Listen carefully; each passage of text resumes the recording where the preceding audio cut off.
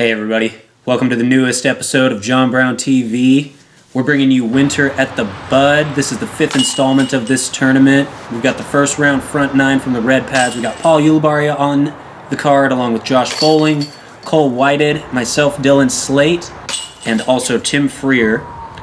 I'm joined by Chris Holden sitting next to me. He also participated in this tournament. He was on the other card. What's up, everybody? And we're going to dive right into this. Hole one, it's a pretty straight shot. Bit of a tunnel, though. And Paul literally just showed up to the course moments before this shot. Yeah, it looks like he didn't need much of a warm-up because that's a great shot there. Yeah, nice forehand. Probably threw his Raptor. And Bohling is also reaching into the forehand well, throwing a whip it, if I'm not mistaken. And slung it out a little left. Cole looks like he's getting a little left here, but gets a good kiss. And this is looking like a good roll. Yeah. And it started rolling away from the basket, but I would say it was still a beneficial roll. Yeah, out left there's a lot of little, not trees, but just sticks everywhere. Yeah. You know? And I'm actually not going to throw the forehand here. I'm throwing an overhand thumber that just squeaks away and rolls to about 35, almost 40 feet. Yeah, it's hit or miss with the thumber sometimes. Looks like Tim's following you up here on the thumber. He liked what he saw. We didn't know it rolled that far out. And this gets a very favorable reaction off the ground. I like throwing the thumber myself on this hole because you kind of throw up the hill and then it drops down. So it's nice to just go up and over it. And Josh apparently had no real chance here. He just slides that one up. And I'm looking this down from about 38 feet. Little step putt, but first putt of the day. I really wasn't expecting that one to go in. First putt of the tournament. You're not Paul here. You got to practice. Fair enough. And Cole catches right side, a little too right, splashes out. And this might be his first putt of the day. And it shows that one definitely leaked a little left on him. Tim to take the only bird on the card. Just low. Yeah, barely, but just a little low.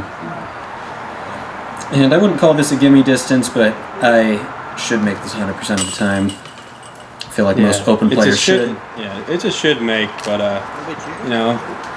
most of this card's not on the level of Paul, right? Nobody in the tournament. That's very fair to say. Yes. Nobody in the tournament's on the same level as Paul, and so I mean we're not quite the, expect to make everything inside 20. Caliber player. Speaking of 10-20 rated player, that's a Kyle Crabtree sighting right there. He came out to watch round one. Yeah. So par hole, everybody's still sitting at even. Paul's going to step up. He's got a nuke in his hand, and gets over on it. He didn't get to work on his distance shots. Yeah, he definitely took no warm up drives, and he did slip on this AstroTurf pad a little bit. So it's going to cost him because he missed the Mando, and he's got to save a par from a drop zone that's not necessarily guaranteed, but it's a should make. Just got to execute your shot. Josh, I believe, had a Sidewinder in his hand here and leaked it too far to the left and did not get a favorable reaction at all. He has missed that same Mando that Paul just missed. And Cole stepping up. I think that's a leopard in his hand. Mm-hmm. I think he's laying up here to get a 3. Yeah. Just I think everyone in this card can give themselves a pretty good look for 2, but the way this hole is, there's a choke point about 2/3 of the way down the fairway, and there's also it's just such an easy 3 that you should just be smart about it. And just play for that's the 3. how I play it. Taking the forehand shot there. Put myself to about 100, maybe 120. Pretty routine up and The down. last thing you want to do is misfire, go left into the bushes, and have to scramble to save a par when you can just get an easy 3. Yeah. This is a hole you should be throwing. Mm-hmm. So Tim's just throwing a little turned over here, and he's kind of taking himself not totally out of the... This is a tough shot here, though. Yeah. Never got that one high enough and definitely turned it over. Paul's stepping up from the drop zone. And like you said, this is a very doable shot. You just got to execute it, and Paul is under the basket.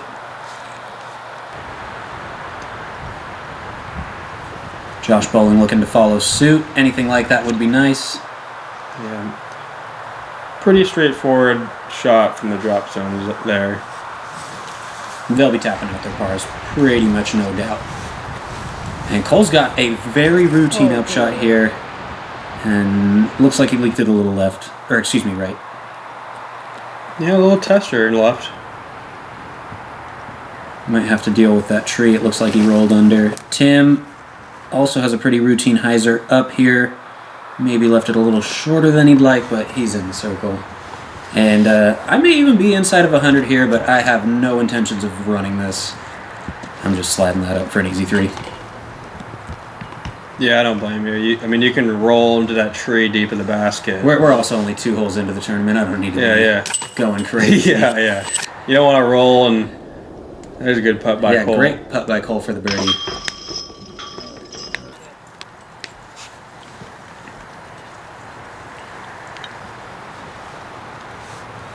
And Tim to save a 4 here. About 25-footer. A little uphill. Doesn't look too windy right now. And just like hole 1, a little bit short. Josh and Paul should be tapping in their pars.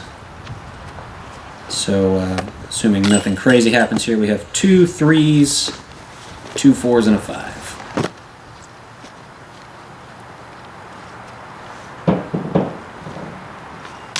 I'm making sure Tim doesn't cheat. Alright, we're going to hole 3. Another pretty straight shot. You got OB on the right, the flagged road. Yeah, the OB is only about 25 to the right of the basket here, so it's a pretty straightforward, straight shot down the hill. But you don't... Oh, put this a little right. That's good. Stays off the tree, yeah.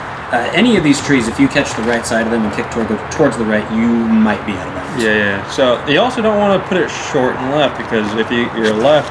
That's a tough look. Yeah, there's a big tree, and you're not going to have a good... This felt perfect out of my hand, and then I get the nice, perfect tree kick to boot, and I'm in the basket. Yeah, nice shot. Thank you. Paul's like, well, if that's the shot, I can do that too. And he hit the lock. Paul's like, I'm Paul Ulibarri. But look at this rollout. Oh, man, here we go.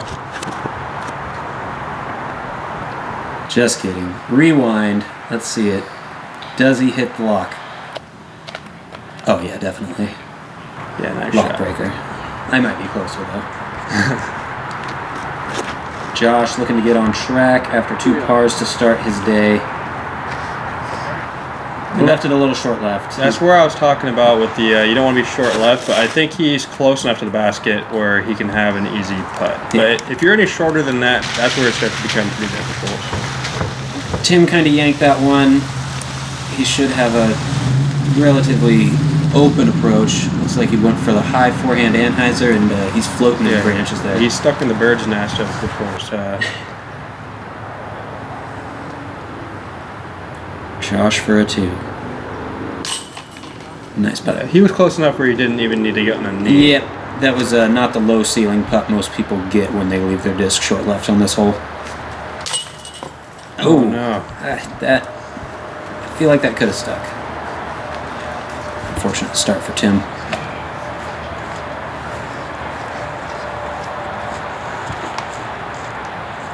Cole's lining up a 2, probably no more than 12 feet. Routine. These are going to be pretty easy tap-ins.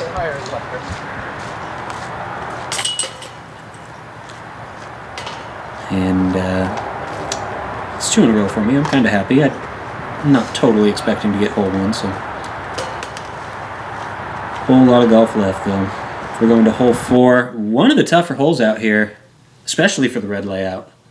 Yeah, this is even the blue layout. Like, there's not many holes. The blue has some holes that are just distance, but to go up and down a hill like this and put it near the basket is a challenge. The distance is 381. I would say most people say this hole plays more than 400 feet, a little more. Yeah, but with a very precarious putting green too. Because it's hard to go up the hill and down it. Yeah. Usually people stall out by throwing too high.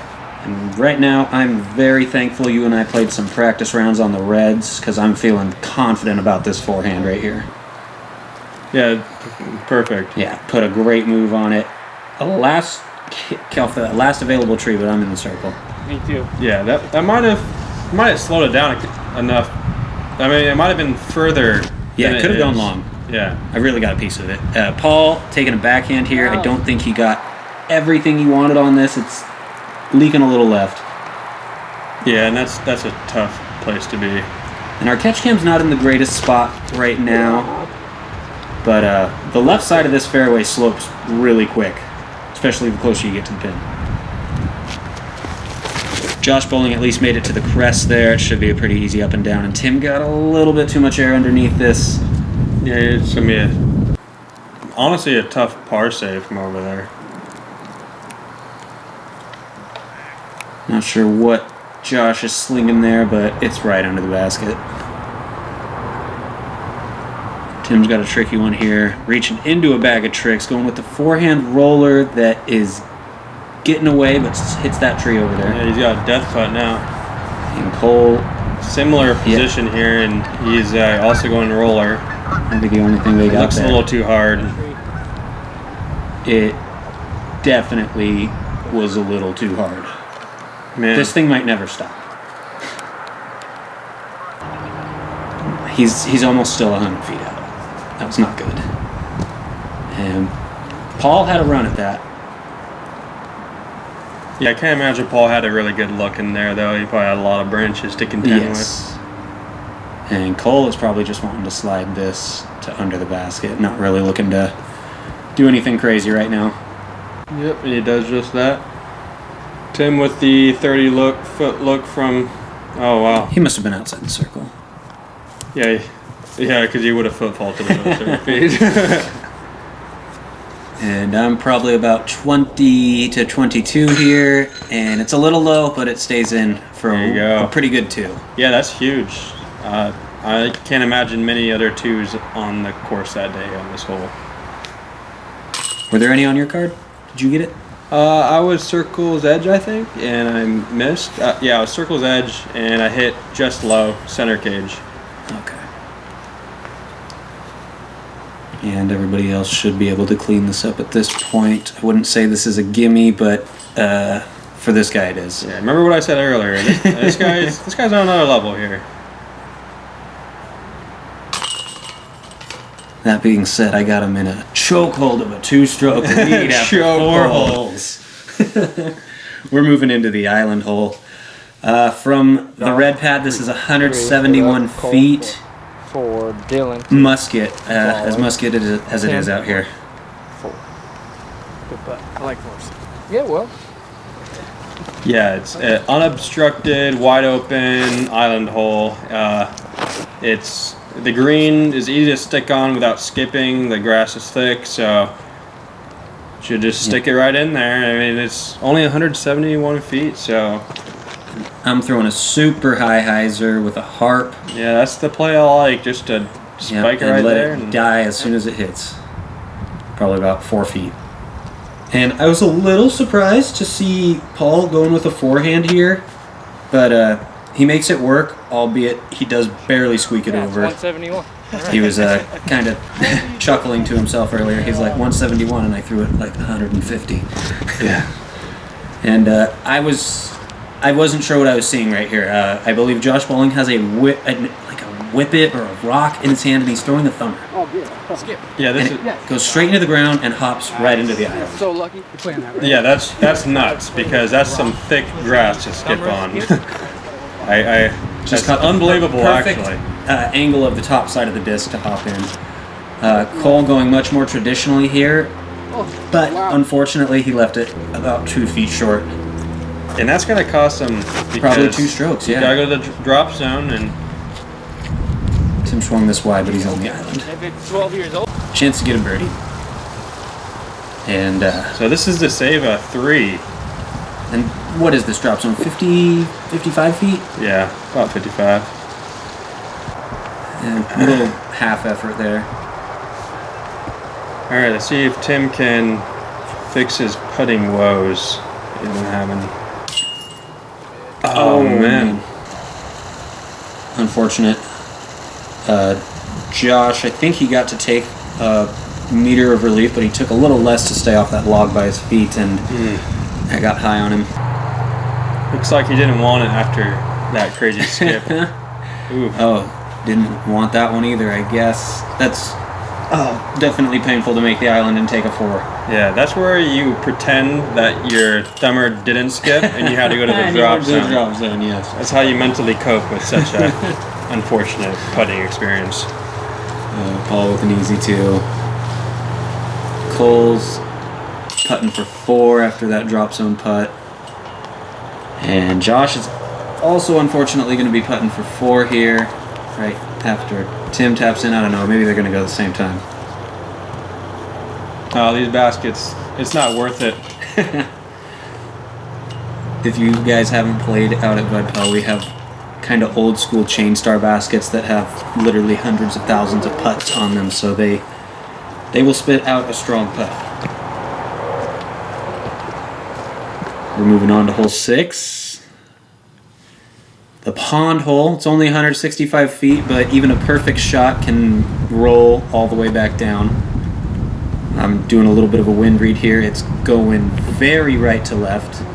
So I figure just throw it kind of softer. The wind's going to do most of the work for you. But a little too flat. A little too wide, but Yeah. you sneak through.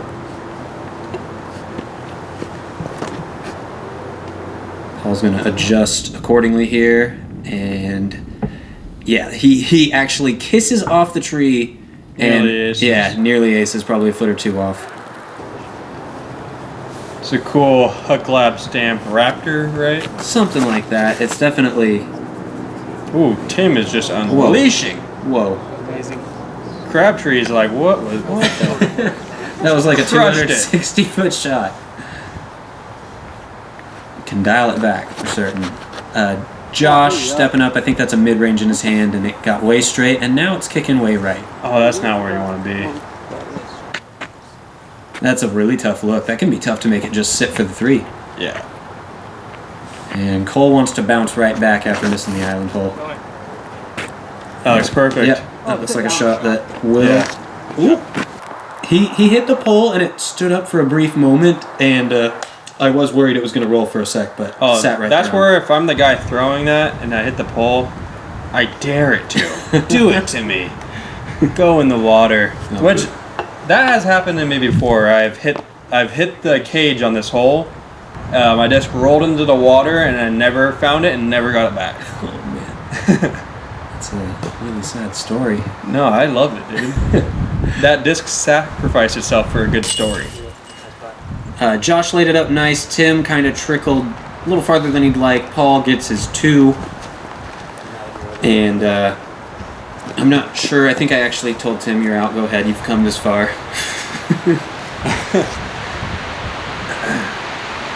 And this is for a 3 after he went long on the drive.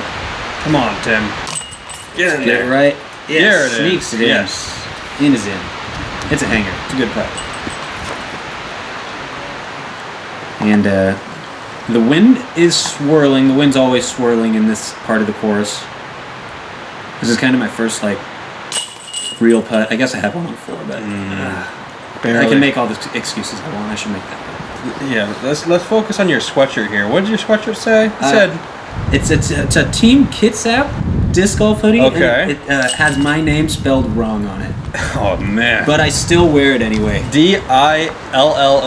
Yeah. Man, they messed that up. Dill on. When in fact I'm dial on. Hole 7. It's kind of the theme of the red course. These straight shots, straight tunnel shots. That's a good hole. It's a straight tunnel shot, and Paul's reaching for that forehand. Probably, yep, same disc he threw on hole 1. looks pretty perfect. It is, A little short. but catches that last tree.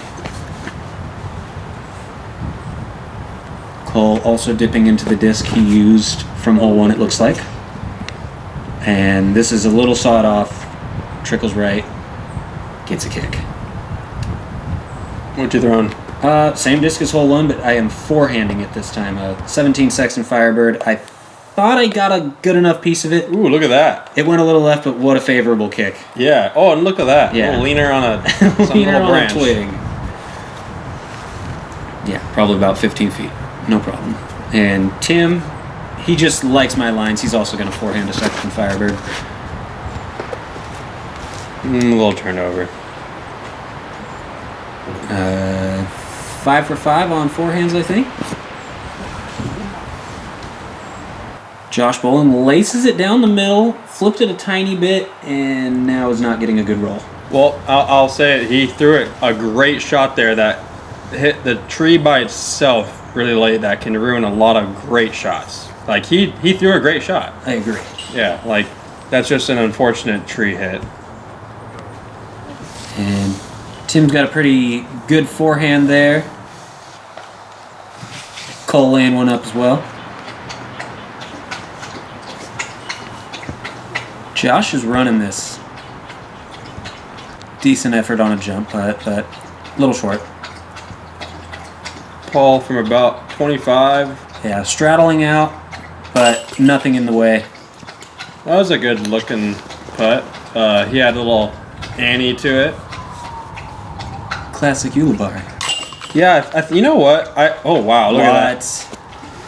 These Bud Pell baskets, as I alluded to earlier, they will spit out a that great almost putt. came out and looked like nobody saw it. But believe me, I saw it. I'm like, I need to putt this soft. Ulibarri, his putting, I think it's changed. I think he used to be Not as much Annie as it used to have. yeah, I think it used to be more Anheuser. Now it's kind of flat, I'd say.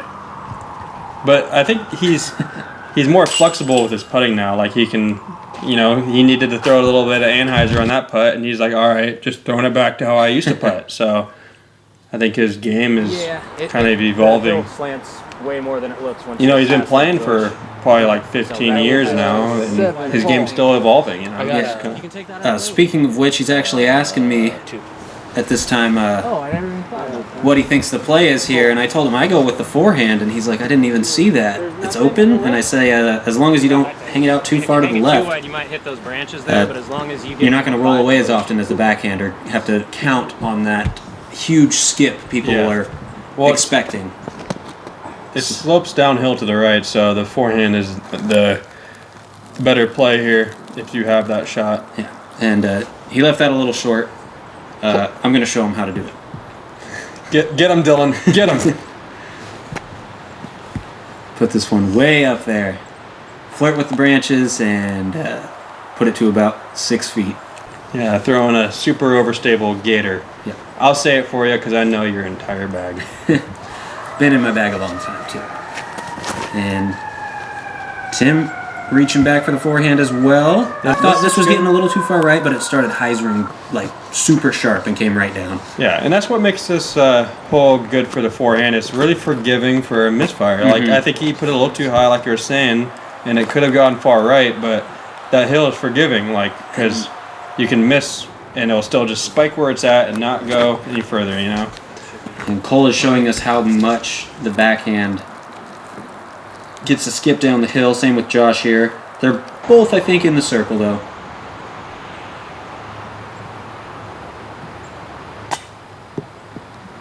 Ooh. He wanted it, not leaving it short. 20 to 25 for Paul here. Slightly uphill. See, that looks like a pretty flat putt. And it also looks, I don't know if he's doing it, if he's always been putting like this, but it looks kind of floaty. You know what I mean? Like, not as hard. I mean, that might be a strategic play for these baskets because they spit out. Having speed control on your putt. Yeah, these baskets will spit out a hard putt, and maybe he just is thinking, you know what? Why am I gonna leave my fate in the basket's hands? I'm good enough to putt it softly and make it still. That's probably what he's thinking. Josh gets a good birdie there.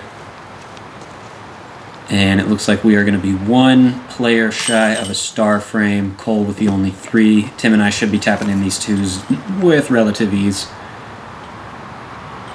And I succeeded that he did put it closer to me, so I went first.